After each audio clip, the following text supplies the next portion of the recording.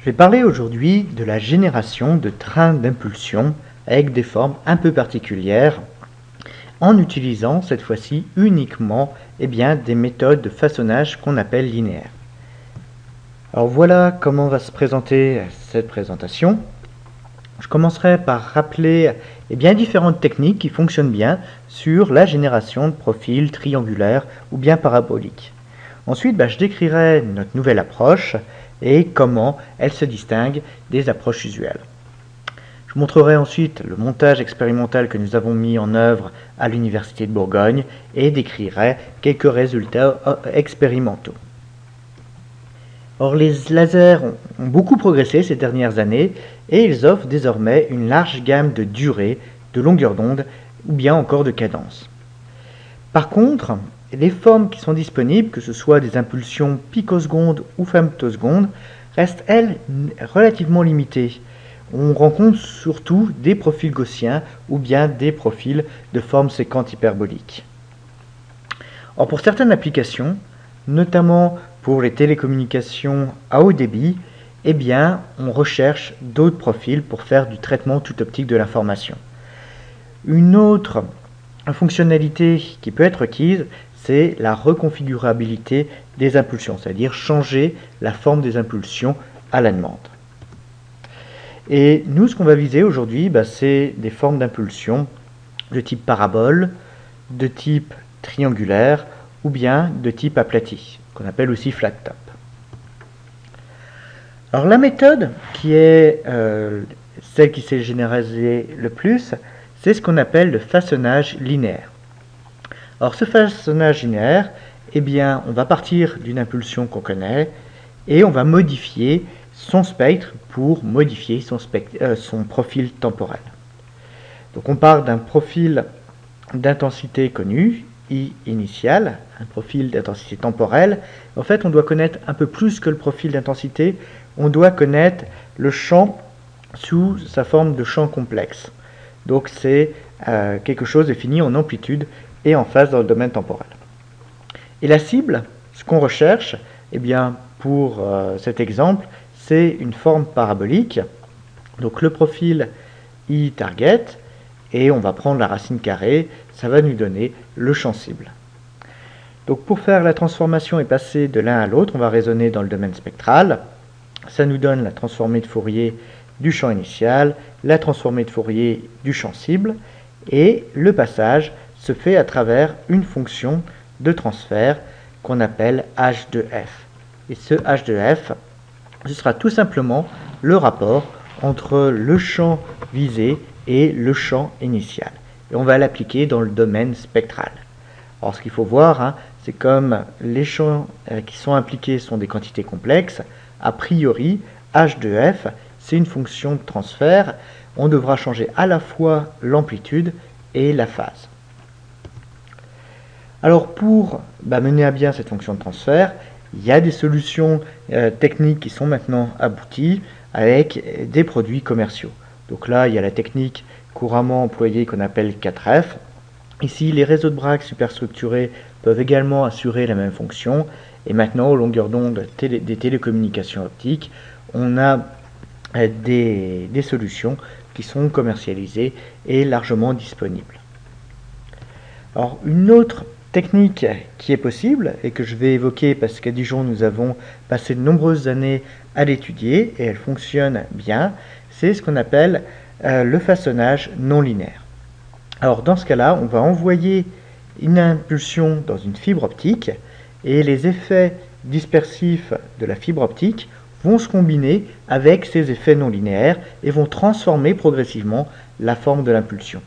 Et si on envoie la bonne puissance dans cette fibre, avec un bon équilibre sur la longueur de fibre, les paramètres de la fibre et les paramètres de l'impulsion initiale, en sortie, on peut montrer qu'on peut générer des impulsions qui ressemblent à des impulsions paraboliques ou bien des impulsions triangulaires. Ces deux exemples, on les a démontrés à Dijon.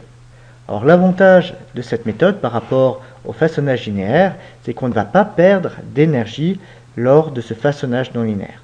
Le façonnage linéaire, au contraire, lui, on va appliquer, suivant la fréquence, une atténuation qui sera plus ou moins élevé.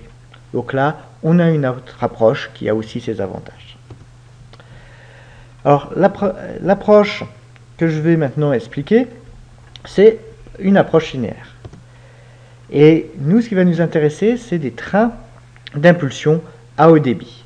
Donc, s'ils sont à haut débit, quand on va passer dans le domaine spectral, on va avoir un spectre qui va venir discret avec des raies qui sont bien séparées. Elles sont séparées de la fréquence de répétition de la source qu'on considère.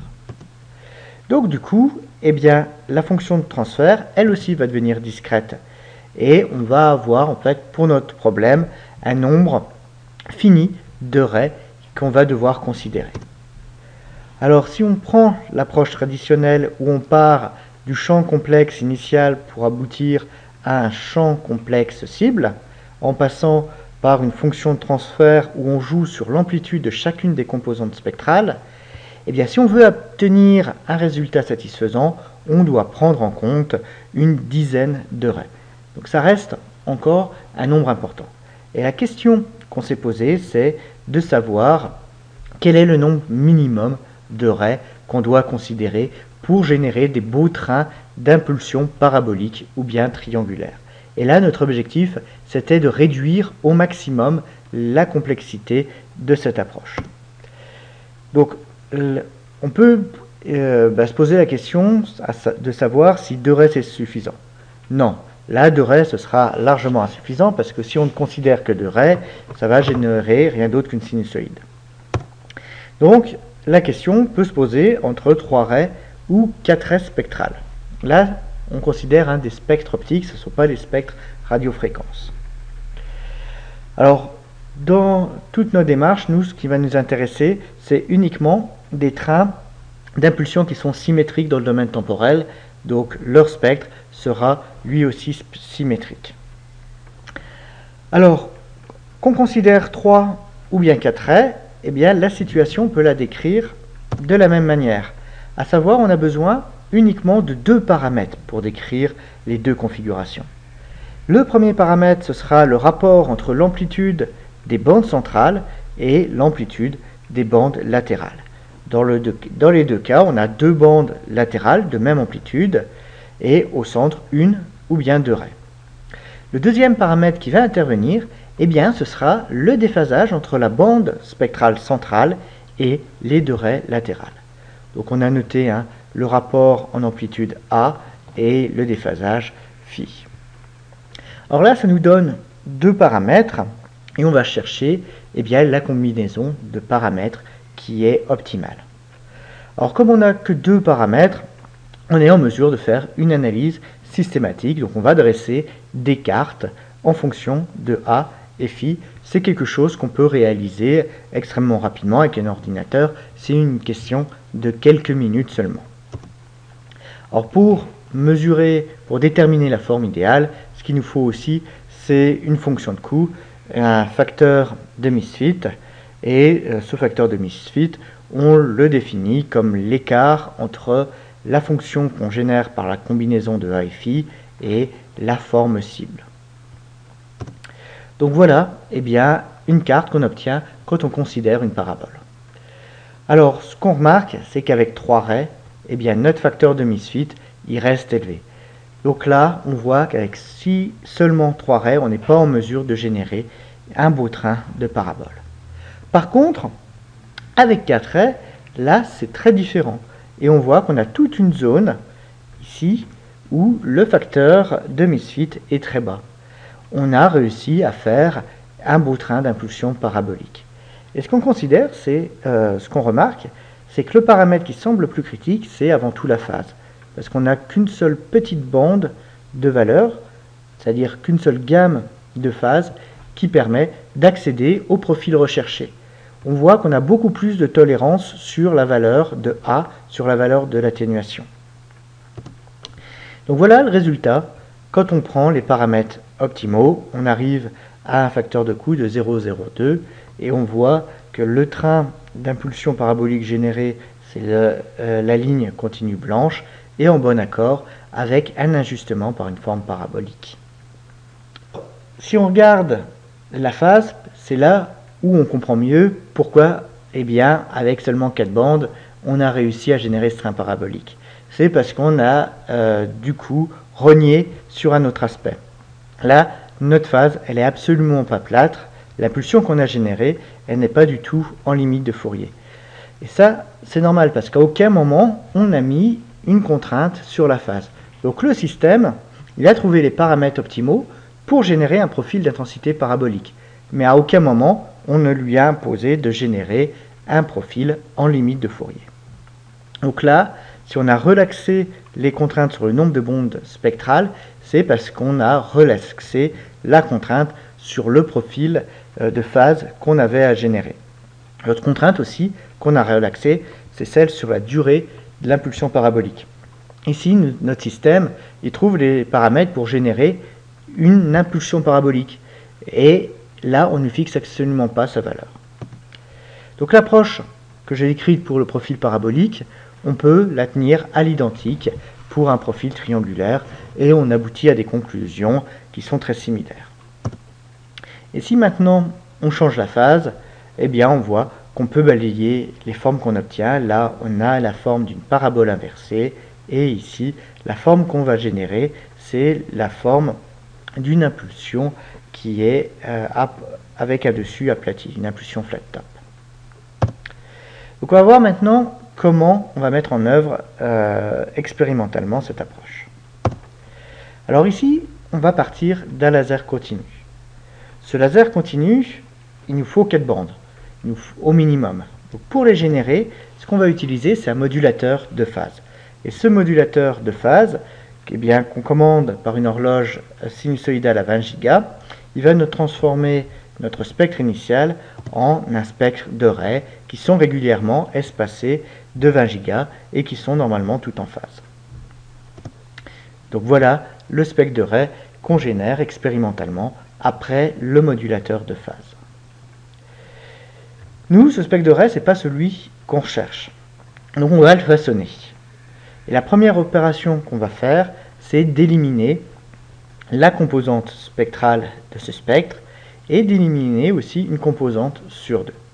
Et ça va nous permettre d'aboutir à notre spectre de 4 raies uniquement avec, eh bien, au centre, et puis pas d'énergie.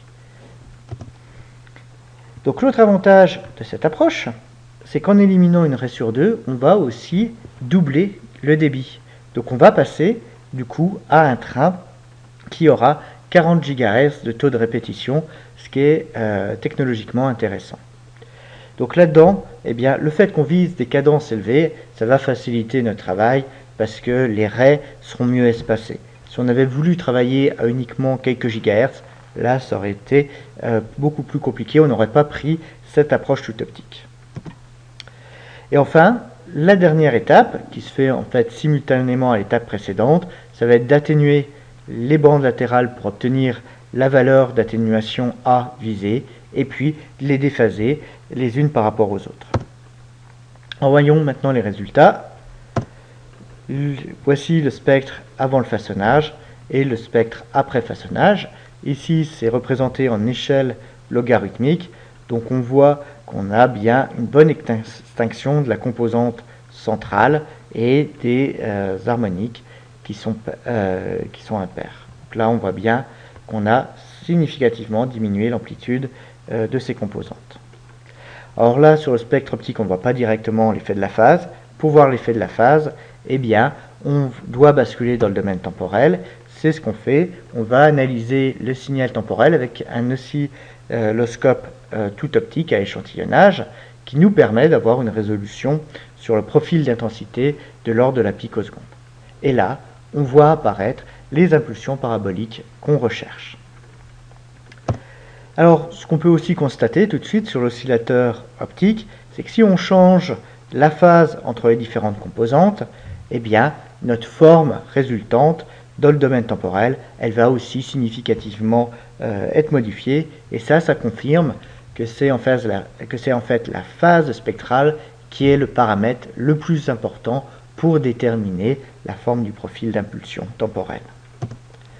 Et si on considère la bonne valeur de phase, ici on n'a pas retouché la valeur d'atténuation, eh bien on voit qu'on peut passer d'un train d'impulsion parabolique à un train d'impulsion triangulaire ou bien à un train d'impulsion aplati. Là, on a besoin que d'un seul paramètre, c'est la phase, l'atténuation entre les bandes centrales et les bandes latérales. Elle a été fixée une fois pour toutes.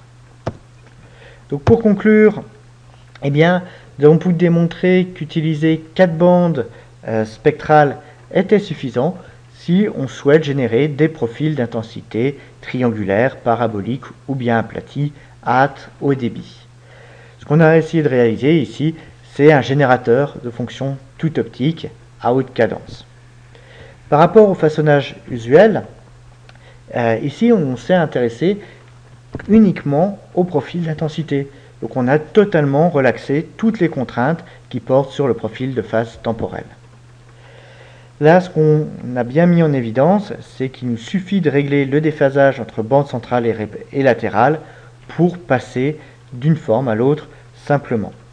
Et tout ça, eh bien, ça présente un intérêt dans le domaine des télécommunications, mais plus globalement dans le domaine de la photonique micro-ondes. Et là, le montage que je vous ai présenté, c'était une démonstration de principe, mais on peut imaginer bien se passer du façonneur optique et puis réaliser l'expérience avec des segments de fibres, un filtre sinusoïdal et puis un modulateur convenablement réglé.